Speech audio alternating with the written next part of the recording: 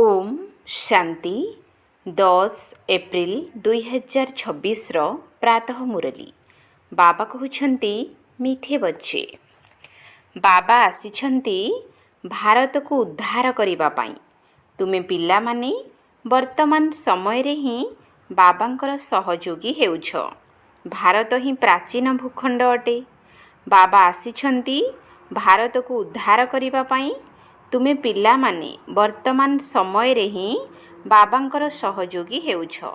भारत ही प्राचीन भूखंड अटे। प्रश्न उच्च लक्ष्य रे पहुँचीबारे बाधा सृष्टि करुथिबा छोट छोट कथा गुड़िक कौन? उच्च लक्ष्य रे पहुँचीबारे बाधा सृष्टि करुथिबा छोट छोट कथा गुड़िक कौन? उत्तर जदि टिकिए भी कौनसी शौक अछि, अनासक्त वृत्ति नाही, भल भल खाइबारे पिंधिबारे बुद्धि आकर्षित हेउछि, तेबे एही कथा सबु उच्च लक्ष्य रे पहुँचीबारे बाधा सृष्टि करिथाए।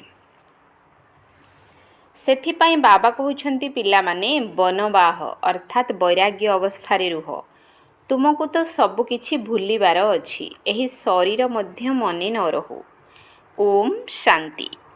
पिला माननको एही कथा बुझाई दिया जाइछि जे एही भारत ही अविनाशी राष्ट्र, जहार प्रकृत नाम हेला भारत। हिंदुस्तान नाम तो परे रखा जाइछि। भारत को स्पिरिचुअल खंड बा आध्यात्मिकतार भूमि मध्य कहा जाए। एहा सर्वप्राचीन भूमि अटे। जेतेबेले भारत रे नुआ दुनिया थिला, सेतेबेले अन्य कोनोसी देश नथिला। मुख्य धर्म ही हेउछि इस्लामी, बौद्ध एवं ख्रिस्टियान। एबे तो बहुत देश महादेश होई गलानी। भारत अविनाशी भूमि अटे, जहाको हेभेन अर्थात स्वर्ग कहा जाउछि। नुआ दुनिया रे केवल गोटिए देश भारत ही थिला एवं जहार रचयिता हेले परमपिता परमात्मा स्वर्गीय ईश्वर पिता। भारतवासी जानिछंती जे एही भारत अविनाशी भूमि अटे। भारत दिने स्वर्ग थिला। जदि कहार मृत्यु होई जाए तेबे कहंती सी स्वर्ग को गला। सेमाने भाबुछंती स्वर्ग केउठी उपरे अछि। दिलवाड़ा मंदिर रे मध्य वैकुंठ अर्थात स्वर्गर चित्र उपरे देखाइछंती, किंतु एकथा कहा बुद्धि रे नाही जे भारत ही स्वर्ग थिला, जहाकी एबे नाही। एबे तो नरक पालटि जाइछि। तेबे एहाकु मध्य अज्ञानता कुहाजिबो। ज्ञान एवं अज्ञान दुईटी जिनिस। ज्ञान को कहा जाए दिन, अज्ञान को राति। घोर आलोक एवं घोर अंधकार कहा जाए। तेबे आलोक अर्थात उत्थान, अंधकार अर्थात पतन। मनुष्य सूर्य अस्त देखिबा पाई सनसेट पॉइंट को जाइथांती। तेबे ताहा तो हद्र कथा। एहाकु ही कहा जाए ब्रह्मांकर दिन एवं ब्रह्मांकर राति। ब्रह्मा को प्रजापिता बोली कहा जाउछि। तेबे निश्चित भावरे सी सबु प्रजा मानकर पिता होई गले। कहा जाए ज्ञान अंजन सद्गुरु देले, अज्ञान अंधकार विनाश। एहार अर्थ को दुनिया रे केही भी जानि नाहंती। एहा हेला नुआ दुनिया पाई नुआ ज्ञान। स्वर्ग स्थापना करिबा पाई स्वर्गीय ईश्वर पितांकर ज्ञान आवश्यक। गायन करुछंती परमपिता परमात्मा ज्ञानर भंडार अटंती। तेबे सीए शिक्षक मध्य होई गले, जहांको पतित पावन बोली कहा जाउछि। आउ काहाकु पतित पावन कहा जाई परिबो नाही। श्रीकृष्ण को मध्य कहा जाई परिबो नाही। पिता तो समस्तंकर जणे ही अटंती। श्रीकृष्ण तो समस्तंकर पिता नुहंती। सी जेतेबेले बड़ हेबे एवं विवाह करिवे, तापरे गोटिए दुईटी पिलांकर पिता हेबे। राधे कृष्ण को राजकुमार राजकुमारी कहा जाए। तेणु केबे तांकर स्वयंवर मध्य होइथिबो एवं विवाह परे ही माँ बापा होई परिबे। तांको केबे केही वर्ल्ड गॉड फादर अर्थात सारा विश्वर ईश्वर पिता कहा जाई परिबो नाही। विश्वर ईश्वर पिता एकमात्र निराकार बाबांको कहा जाए। ग्रेट ग्रेट ग्रांड फादर अर्थात आदि पिता शिव बाबांको कहा जाए नाही। ग्रेट ग्रेट ग्रांड फादर हेले प्रजापिता ब्रह्मा। तांको ठारू वंश आरंभ हेउछि। सी हेले निराकार ईश्वर पिता, निराकार आत्मा मानकर पिता।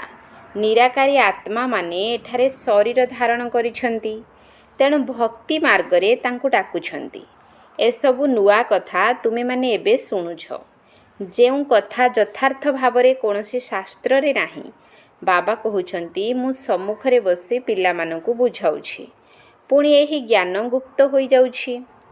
ଯେତେବେଳେ ବାବା ଆସିବେ ସେତେବେଳେ ଯାଇ ଯଥାର୍ଥ ଜ୍ଞାନ ଶୁଣାଇବେ।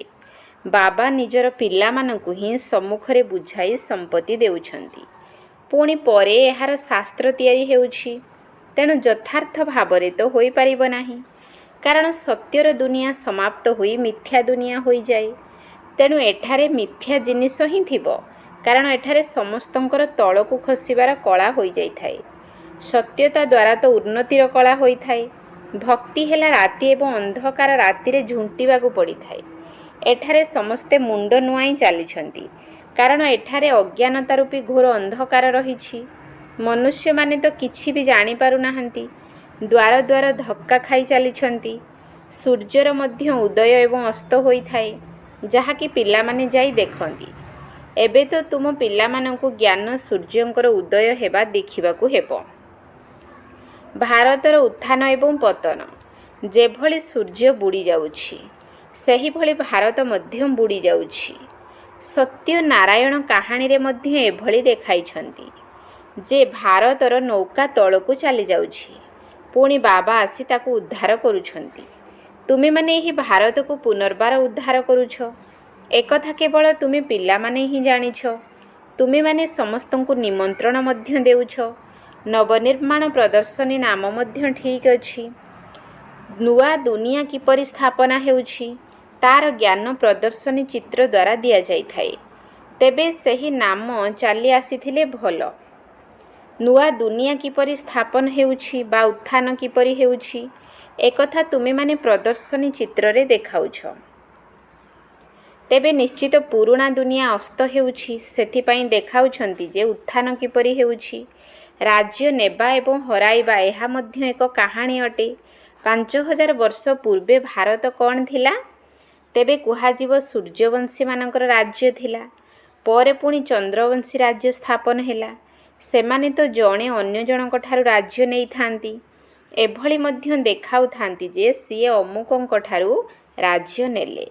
ସେମାନେ ସିଡ଼ି ଚିତ୍ରର ଅର୍ଥକୁ ବୁଝି ନାହାନ୍ତି। ଏକଥା ତ ବାବା ବୁଝାଉଛନ୍ତି ଯେ ତୁମେମାନେ ସୁବର୍ଣ୍ଣ ଯୁଗରୁ ରୌପ୍ୟ ଯୁଗକୁ ଗଲ, ସିଡ଼ିରେ ତଳକୁ ଖସି ଖସି ଆସିଲ। ଏହା 84 ଜନ୍ମର ସିଡ଼ି ଅଟେ। ସମସ୍ତଙ୍କୁ ସିଡ଼ିରେ ଓହ୍ଲାଇବାକୁ ପଡ଼ିଥାଏ, ପୁଣି ଚଢ଼ିବାକୁ ମଧ୍ୟ ପଡ଼ିଥାଏ। ପତନର ରହସ୍ୟକୁ ମଧ୍ୟ ବୁଝାଇବାକୁ ପଡ଼ିଥାଏ। ଭାରତର ପତନ କେତେ ସମୟ ଏବଂ ଉତ୍ଥାନ କେତେ ସମୟ? ଭାରତବାସୀଙ୍କର ପତନ ଏବଂ ଉତ୍ଥାନ ବିଚାର ସାଗର ମନ୍ଥନ କରିବାକୁ ପଡ଼ିଥାଏ ଯେ ମନୁଷ୍ୟମାନଙ୍କୁ କିପରି ପ୍ରଲୋଭିତ କରିବାକୁ ହେବ ଏବଂ ନିମନ୍ତ୍ରଣ ମଧ୍ୟ ଦେବାକୁ ହେବ। ଭାଇମାନେ ଭଉଣୀମାନେ ଏଠାକୁ ଆସି ବୁଝ। ବାବାଙ୍କର ମହିମା ତ ପ୍ରଥମେ କହିବାକୁ ହେବ। ଶିବ ବାବାଙ୍କର ମହିମାର ଗୋଟିଏ ବୋର୍ଡ଼ ହେବା ଦରକାର। ପତିତ ପାବନ ଜ୍ଞାନର ସାଗର, ପବିତ୍ରତା ସୁଖ ଶାନ୍ତିର ସାଗର, ସମ୍ପତ୍ତିର ସାଗର, ସମସ୍ତଙ୍କର ସଦ୍ଗତି ଦାତା, ଜଗତ୍ ପିତା, ଜଗତ୍ ଶିକ୍ଷକ, ଜଗତ୍ ଗୁରୁ ଶିବ ବାବାଙ୍କ ଠାରୁ ଆସି ନିଜର ସୂର୍ଯ୍ୟବଂଶୀ ଚନ୍ଦ୍ରବଂଶୀ ସମ୍ପତ୍ତି ନିଅ। ତେବେ ଯାଇ ମନୁଷ୍ୟମାନଙ୍କୁ ବାବାଙ୍କର ପରିଚୟ ଜଣାପଡ଼ିବ। ବାବାଙ୍କର ମହିମା ଅଲଗା, ଶ୍ରୀକୃଷ୍ଣଙ୍କର ଅଲଗା। ଏହି କଥା ଏବେ ତୁମ ପିଲାମାନଙ୍କ ବୁଦ୍ଧିରେ ଆସିଯାଇଛି। ଯେଉଁମାନେ ସେବାଧାରୀ ସନ୍ତାନ, ସେମାନେ ସାରା ଦିନ ଦୌଡ଼ି ଦୌଡ଼ି ସେବା କରି ଚାଲିଥାନ୍ତି। ନିଜର ଲୌକିକ ଚାକିରି ଥାଇ ମଧ୍ୟ ସେଥିରୁ ଛୁଟି ନେଇ ସେବାରେ ଲାଗିଯାଉଛନ୍ତି। ଏହା ଈଶ୍ୱରୀୟ ସରକାର, ବିଶେଷ କରି କନ୍ୟାମାନେ ଯଦି ଏହି ସେବାରେ ଲାଗିଯିବେ, ତେବେ ଏହାର ନାମ ବହୁତ ବିଖ୍ୟାତ ହୋଇପାରିବ। ଯୋଗ୍ୟ ସେବାଧାରୀ ପିଲାମାନଙ୍କର ପାଳନା ତ ବହୁତ ଭଲ ଭାବରେ ହେଉଛି, କାରଣ ଶିବ ବାବାଙ୍କର ଭଣ୍ଡାର ଭରପୁର ଅଛି। ତୁମେମାନେ ଯେଉଁ ଭଣ୍ଡାରରୁ ଖାଉଛ, ସେହି ଭଣ୍ଡାର ସଦା ଭରପୁର ରହିବ ଏବଂ କାଳ କଣ୍ଟକ ଅର୍ଥାତ୍ ଦୁଃଖ କ୍ଲେଶ ଦୂରେଇ ଯିବ। ତୁମେ ହେଲ ଶିବବଂଶୀ, ସିଏ ହେଲେ ରଚୟିତା ଏବଂ ଇଏ ଅର୍ଥାତ୍ ବ୍ରହ୍ମା ରଚନା। ବାବୁଲ ନାମଟି କେତେ ମିଠା। ଶିବ ସାଜନ ଅର୍ଥାତ୍ ପତି ମଧ୍ୟ ଅଟନ୍ତି ନା। ଶିବ ବାବାଙ୍କର ମହିମା ହିଁ ଅଲଗା। ନିରାକାର ଶବ୍ଦ ଲେଖିବା ଦ୍ୱାରା ଭାବୁଛନ୍ତି ତାଙ୍କର କୌଣସି ଆକାର ନାହିଁ। ପରମ ପ୍ରିୟ ଏକମାତ୍ର ଶିବ ବାବା ହିଁ ଅଟନ୍ତି। ଏହି ଶବ୍ଦ ଲେଖିବାକୁ ହିଁ ହେବ। ବର୍ତ୍ତମାନ ଏହା ଏକ ଯୁଦ୍ଧକ୍ଷେତ୍ର ଅଟେ, ସେମାନଙ୍କ ପାଇଁ ମଧ୍ୟ ଏବଂ ତୁମ ପାଇଁ ମଧ୍ୟ। ଶିବଶକ୍ତି ଅହିଂସକ ସେନାର ଗାୟନ ଅଛି, କିନ୍ତୁ ଚିତ୍ରରେ ଦେବୀମାନଙ୍କ ହାତରେ ଅସ୍ତ୍ରଶସ୍ତ୍ର ଧାରଣ କରାଇ ହିଂସା ଦେଖାଇ ଦେଇଛନ୍ତି। ବାସ୍ତବରେ ତୁମେ ଯୋଗ ବଳ ଦ୍ୱାରା ବିଶ୍ୱର ରାଜତ୍ୱ ପ୍ରାପ୍ତ କରୁଛ। ଏଥିରେ ଅସ୍ତ୍ରଶସ୍ତ୍ରର କୌଣସି କଥା ହିଁ ନାହିଁ। ଜ୍ଞାନ ଗଙ୍ଗା ନଦୀର ପ୍ରଭାବ ମଧ୍ୟ ବହୁତ ରହିଛି। ଆଗକୁ ବହୁତଙ୍କୁ ସାକ୍ଷାତକାର ମଧ୍ୟ ହେବ। ଭକ୍ତି ମାର୍ଗରେ ଭାବିଥାନ୍ତି ଯେ ଗଙ୍ଗା ଜଳ ଟିକିଏ ମିଳିଗଲେ ଉଦ୍ଧାର ପାଇଯିବେ। ସେଥିପାଇଁ ଗୁପ୍ତ ଗଙ୍ଗା ବୋଲି କହି ଚାଲିଛନ୍ତି। ଶାସ୍ତ୍ରରେ ବର୍ଣ୍ଣିତ ଅଛି, ଅର୍ଜୁନ ବାଣ ମାରିଲେ ଏବଂ ଗଙ୍ଗା ବାହାରି ଆସିଲେ। ଗୋମୁଖରୁ ମଧ୍ୟ ଗଙ୍ଗା ବାହାରିଛି ବୋଲି ଦେଖାଉଛନ୍ତି। ଯଦି ତୁମେ ପଚାରିବ ତେବେ ସେମାନେ କହିବେ ଗୁପ୍ତ ଗଙ୍ଗା ବାହାରିଛି। ତ୍ରିବେଣୀ ସଙ୍ଗମରେ ମଧ୍ୟ ସରସ୍ୱତୀ ନଦୀକୁ ଗୁପ୍ତ ଥିବାର ଦେଖାଉଛନ୍ତି। ମନୁଷ୍ୟ ତ ବହୁତ ଗୁଡ଼ିଏ କାହାଣୀ ରଚନା କରିଦେଇଛନ୍ତି। ଏଠାରେ ତ ଗୋଟିଏ କଥା, କେବଳ ଅଲଫ ବାବା ବାସ୍। ଆଲ୍ଲାହ ଆସି ବହିସ୍ଥ ଅର୍ଥାତ୍ ସ୍ୱର୍ଗ ସ୍ଥାପନ କରୁଛନ୍ତି। ସେହି ଖୁଦା ଆସି ହେଭେନ୍ ଅର୍ଥାତ୍ ସ୍ୱର୍ଗର ସ୍ଥାପନା କରୁଛନ୍ତି। ଈଶ୍ୱର ସ୍ୱର୍ଗ ସ୍ଥାପନ କରୁଛନ୍ତି। ତେବେ ବାସ୍ତବରେ ଈଶ୍ୱର ତ ଜଣେ ହିଁ ଅଟନ୍ତି। ମନୁଷ୍ୟମାନେ ତ ନିଜ ନିଜ ଭାଷାରେ ତାଙ୍କର ଭିନ୍ନ ଭିନ୍ନ ନାମ ରଖିଦେଇଛନ୍ତି। କିନ୍ତୁ ଏକଥା ଜାଣିଛନ୍ତି ଯେ ଆଲ୍ଲାହଙ୍କଠାରୁ ନିଶ୍ଚିତ ଭାବରେ ସ୍ୱର୍ଗର ରାଜତ୍ୱ ମିଳିବ। ଏଠାରେ ତ ବାବା କହୁଛନ୍ତି ମନ୍ମନା ଭବ। ବାବାଙ୍କୁ ମନେ ପକାଇଲେ ବର୍ଷା ନିଶ୍ଚିତ ମନେ ପଡ଼ିବ। ସ୍ୱର୍ଗ ଦୁନିଆ ରଚୟିତାଙ୍କର ରଚନା ଅଟେ। ଏମିତି କ'ଣ କୁହାଯିବ ଯେ ରାମ ନର୍କର ରଚନା କରିଛନ୍ତି? ଭାରତବାସୀଙ୍କୁ ଏକଥା ଜଣା ନାହିଁ ଯେ ନିରାକାର ରଚୟିତା କିଏ। ତୁମେ ଜାଣିଛ ଯେ ନର୍କର ରଚୟିତା ରାବଣ, ଯାହାକୁ ପ୍ରତିବର୍ଷ ଜଳାଉଛନ୍ତି। ରାବଣ ରାଜ୍ୟରେ ଭକ୍ତି ମାର୍ଗର ବୃକ୍ଷ ବହୁତ ବଡ଼ ହୋଇଗଲାଣି। ରାବଣର ରୂପକୁ ମଧ୍ୟ ବହୁତ ଭୟଙ୍କର ରୂପେ ତିଆରି କରୁଛନ୍ତି। ଏଭଳି ମଧ୍ୟ କହୁଛନ୍ତି ରାବଣ ଆମର ଶତ୍ରୁ। ବାବା ଏହାର ଅର୍ଥକୁ ବୁଝାଇଛନ୍ତି। ରାବଣ ରାଜ୍ୟର ବିସ୍ତାର ବହୁତ ହୋଇଥିବା କାରଣରୁ ରାବଣର ଶରୀରକୁ ମଧ୍ୟ ବହୁତ ବଡ଼ କରୁଛନ୍ତି। ଶିବ ବାବା ତ ରୂପରେ ବିନ୍ଦୁ ଅଟନ୍ତି, କିନ୍ତୁ ତାଙ୍କ ଚିତ୍ରକୁ ମଧ୍ୟ ବହୁତ ବଡ଼ କରିଦେଇଛନ୍ତି। ନଚେତ୍ ବିନ୍ଦୁର ପୂଜା କିପରି ହେବ? ସମସ୍ତଙ୍କୁ ପୂଜାରୀ ତ ହେବାକୁ ପଡ଼ିବ ନା। ଆତ୍ମା ପାଇଁ ତ କହୁଛନ୍ତି ଭ୍ରୁକୁଟି ମଝିରେ ଚମକୁଛି ଦିବ୍ୟ ତାରକା। ପୁଣି ଏଭଳି ମଧ୍ୟ କହୁଛନ୍ତି ଯେ ଆତ୍ମା ହିଁ ପରମାତ୍ମା। ତେବେ ସିଏ ହଜାର ସୂର୍ଯ୍ୟଠାରୁ ତେଜୋମୟ କିପରି ହୋଇପାରିବେ? ଆତ୍ମାର ବର୍ଣ୍ଣନା ତ କରୁଛନ୍ତି, କିନ୍ତୁ କିଛି ଜାଣିନାହାନ୍ତି।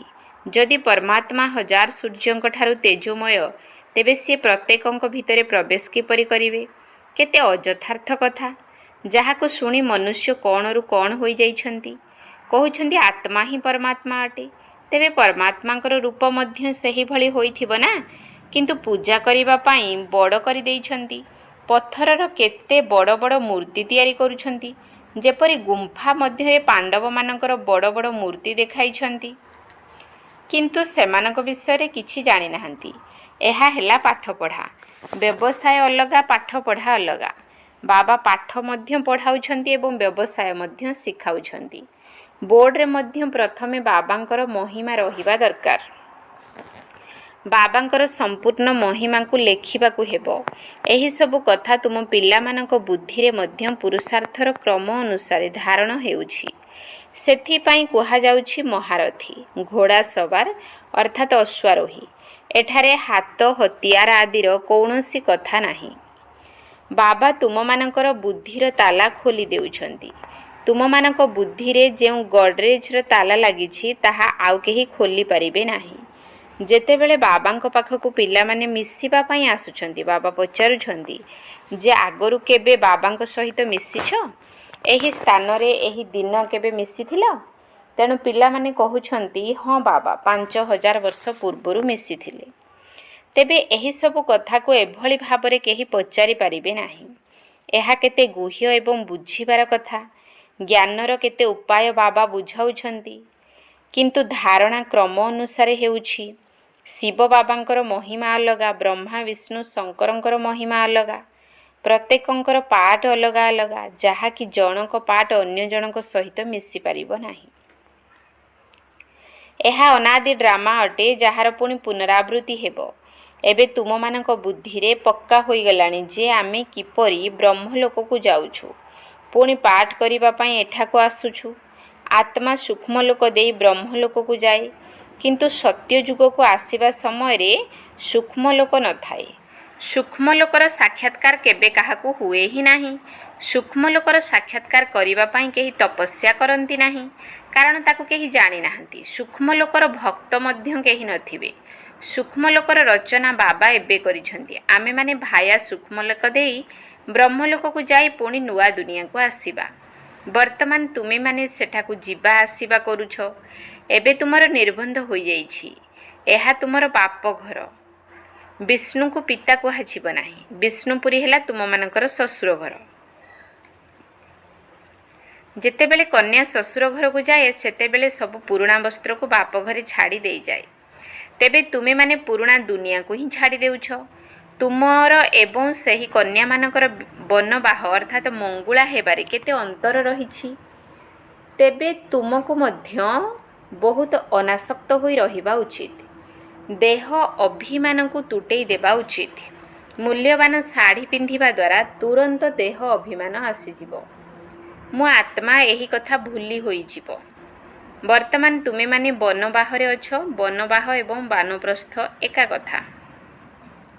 जदि एही शरीर को ही छाड़ीबा को पड़िबो तेबे कोन एही साड़ी को छाड़ी परिबो नहीं। जदि काहाकू सस्ता साड़ी मिली जाउछि तेबे तार मन दुख होई जाउछि। एथिरे तो मन खुशी हेबा दरकार। भल हेला जहा कि सस्ता साड़ी मिलिला।